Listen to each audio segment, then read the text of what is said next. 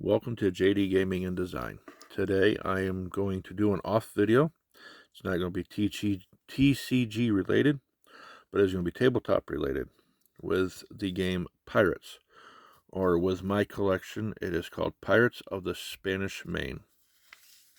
In my collection, I have fleets for England, Pirate, and Spain. They recommend when you first start a two-player game to have a 30-point system, which will include 6 islands upon setup and 6 gold pieces per person, or as they call treasure. And each treasure is either numbered 1 all the way up to 6. And depending on the luck of the draw, I don't know if it's random or you can make it random on house rules.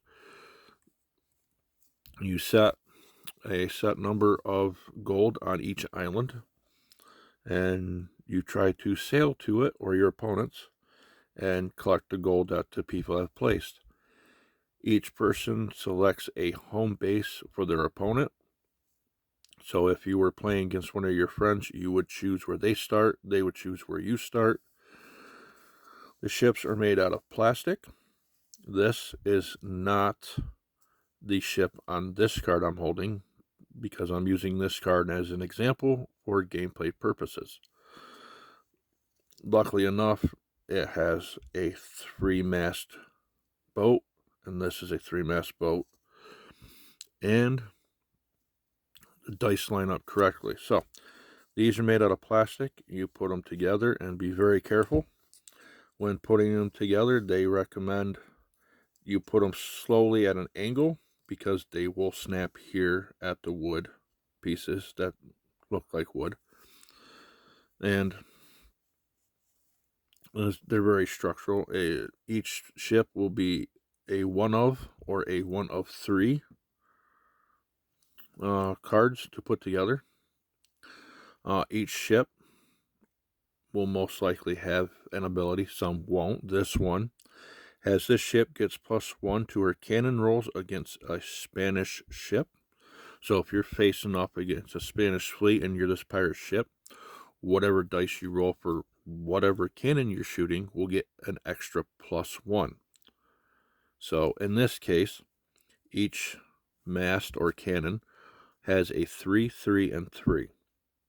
So if you roll a 2, you'll hit a 3. Since it's a tie, you're going to miss your shot. You have to roll higher than a 3.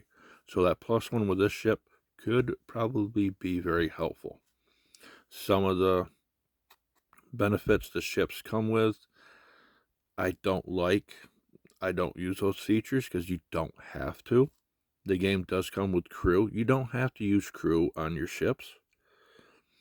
It's an option. Yes, some crew members will add to either cannon roll, gives you an extra turn, gives you an extra shot. It's all up to the player how they package their fleet. For this, you'll have 3 a short, long, short cannon shots. Short is the short side of your card, and the red is long, which is your long side of the card. Just like your movements, short and long. I have cards that have 1 movement. I have cards that have 2 movements. And to measure a movement, you would start at the bow of the ship and measure, let's say you move a short. Front of the ship, you'd move to the front of the ship. Now, if you want to change directions for some reason, you can. You either do it on your first move or your second move, or if you're lucky, your third move. So I just went straight for a short. I still have a long. So I'm going to change directions, and I'm going to come toward the camera, and then I'm going to move along. And that'll be my movements for the turn. I also change direction, and then depending on where my opponent is sitting, I can measure from my mast the short or the long and see if I can shoot a cannon fire. And then the turn gets passed to the next person. I have played one round with my daughter, and she insisted on making it a massive fleet using as many ships as possible. That was a headache and a half.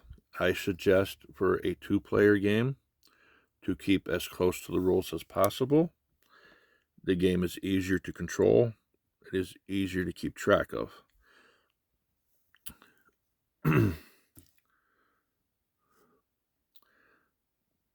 They do have other Pirates games in the series.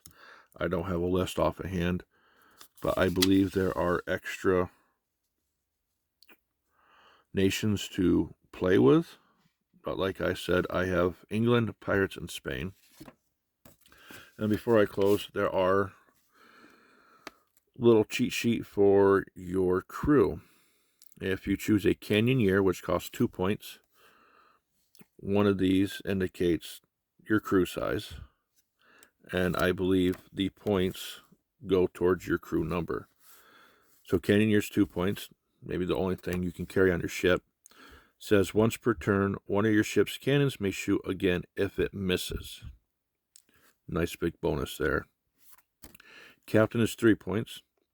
The ship may move and then shoot using the same move action. That one I'm not clear about because, like I said, I've only played one game. Bare bones rules on that. You move. Once you're done moving, you fire. It might be the same thing. I'm not sure. Explorer costs 1 point. The ship may dock and explore a wild island using the same move action. Helmsman, 2 points. The ship gets plus S to her base move. So if you use a helmsman, you get an extra short move. Musketeer, 3 points. The ship gains 1 cannon that may not have its range or cannon roll increased. It can shoot from any mast, even an eliminated mast. See, that's the thing. It doesn't tell you the length of your shot. So I'm not sure on the musketeer there, but it does give you an extra shot regardless. An oarsman is 1 point. If derelict, a floating ship that has no control, the ship gains a base move of S. The crew takes up no cargo space. So if you have a ship that is floating around because it is damaged, it still gets to move, that's nice. Shipwright, 2 points. The ship may repair at sea or at any island. So that's nice. You could use one of your turns to repair your ship if it's injured. That's a plus. So it does come with a rule book. They do have packets out there that you can buy that lets 2 players play immediately out of the package. And I plan on getting some more to grow to my collection since I found out this game. It is from 1994. Oh, sorry. No, this one's actually from 2004. My bad. 2004. It's an old game. But I plan on purchasing more to add to my fleet. One of these days, I will shoot a video of what I currently have, and I will match the ship to the correct card, just to pan out what I have to work with my family, my friends, and my kids. Have a good day.